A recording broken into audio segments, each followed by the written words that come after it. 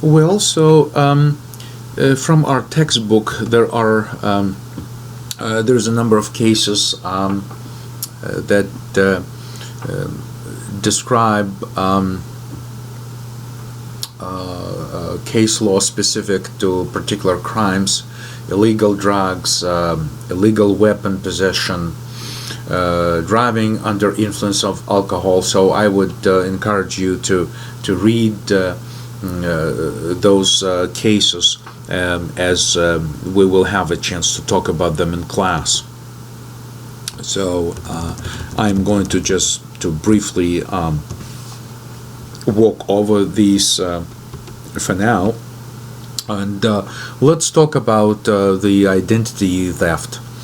Identity theft crimes are extremely widespread and just growing in numbers by every year.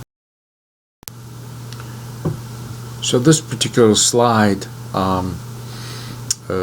shows you the source of identity theft, which obviously are computers, bank websites, sometimes bank ATMs, credit card companies, retailers, the sources of email and various types of communication where personal data may be exposed, wireless networks, which could be intercepting the communication of a personal computer or smartphone with the network, as well as medical records at a local doctor's office, copy machines, which themselves are typically copy machines and scanners. So essentially nowadays are computers which contain hard drives, and typically any job submitted to them, like copying materials, first gets stored on a hard drive and then is used in the digital form already as a file stored to actually print the hard copy of the document. So that goes true for copy machine and scanners, and typically those devices nowadays use encryption, but on their hard drives, but at the same time they can be breached still, and anything can be hacked and uncovered. So identity theft, of course, involves material that could be used by unknown sources, and that includes date of birth, place of birth, credit card numbers, bank account numbers, personal addresses, social security numbers, job history, like places where people worked over the years, important personal data such as mother's maiden name, and of course the telephone numbers, all kinds of telephone numbers associated with place of work, with personal addresses, cell phones, smartphones, landline phones. Phone numbers are themselves part of identity theft. So in terms of prevention of identity theft, of course, the important part is for individuals to review their credit reports at least once a year and see if there is any suspicious activity on their accounts. For instance, unknown credit cards that are open and have balances and being used. So, of course, people need to make sure that when they use online transactions, they're using it securely, using secure HTTP protocol, and overall, people forget that it should not be a typical type of action by a user to store financial information, such as, for instance, for our students, the FAFSA forms, who everyone fills out. Storing this information on a computer in a clear view may lead to an identity theft, because it's just like placing all information in a single spot, where all of this that I mentioned already, like date and place of birth, address, your name, your social security number, and so forth, can be easily found in a single spot.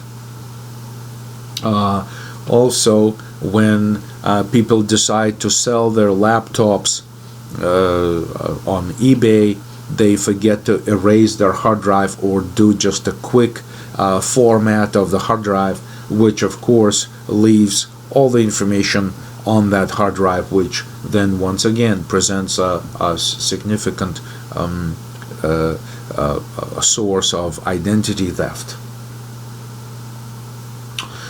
So in case when people uncover the potential case of identity theft, they're typically referred to the bank, which is the holder of that particular account, which is a suspect in identity theft, and or a credit card issuer, right? So this is the first step where this type of activity like identity theft has to be reported as fraud. And there are basically three credit agencies, right? So there's Equifax, Experian, and TransUnion. And typically an investigation of identity theft begins with an identity theft complaint with first a report to a financial institution such as bank or credit card issuer, and then the complaint filed with the local police department, or the FTC, the Federal Trade Commission. So for all of these, you can find information online, and their phones are published very well. So, but this information typically gets into the search warrant specific to an identity theft, and we just have to be aware of it. So once again, we have another case described here in this handout, where I'd like to just briefly go over this at this point, because we will have a chance to talk about this in class in the future, but this is the case described in our textbook. So I'm just going to quickly bypass this for now. They're just really great resources online, where I'd like to let you know that you can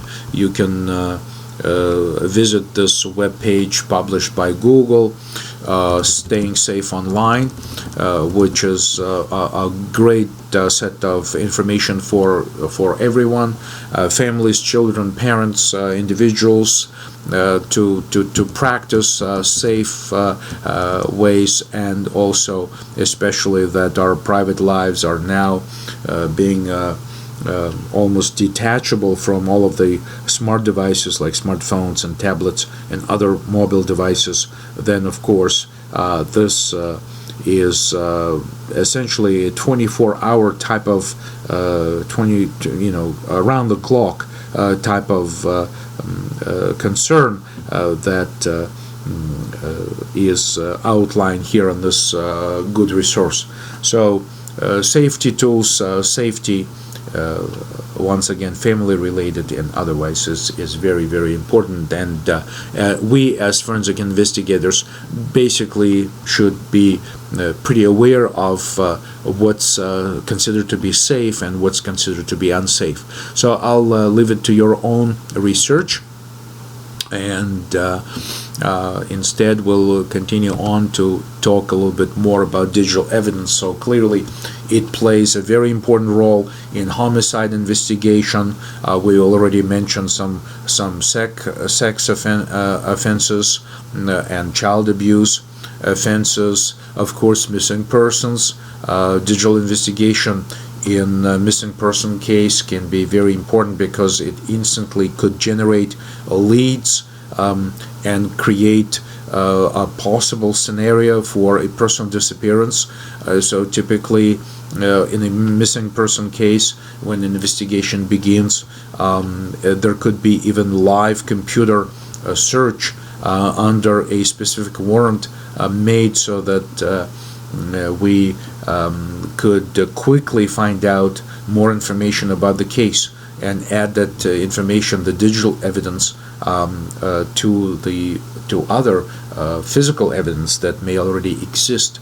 And in combination, it can be very, very important set of tools to make progress on the investigation.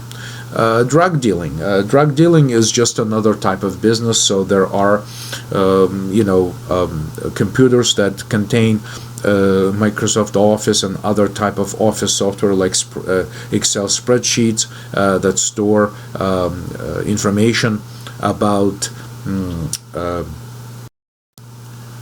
individuals involved, and the sources of information can be address books on drug dealers' computers, calendars,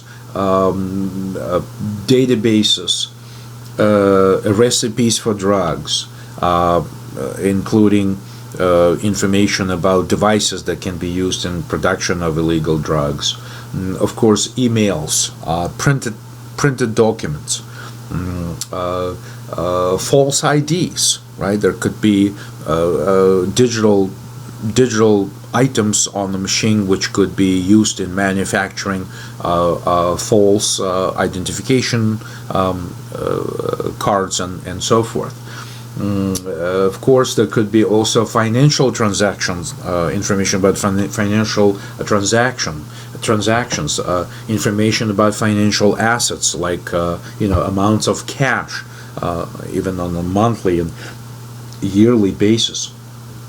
A web history and internet activity logs. So now we talked about the child abuse cases, and here it's clearly there's an overlap. Of course, computers are connected to the internet and used in different types of crimes. Now there could also be prescriptions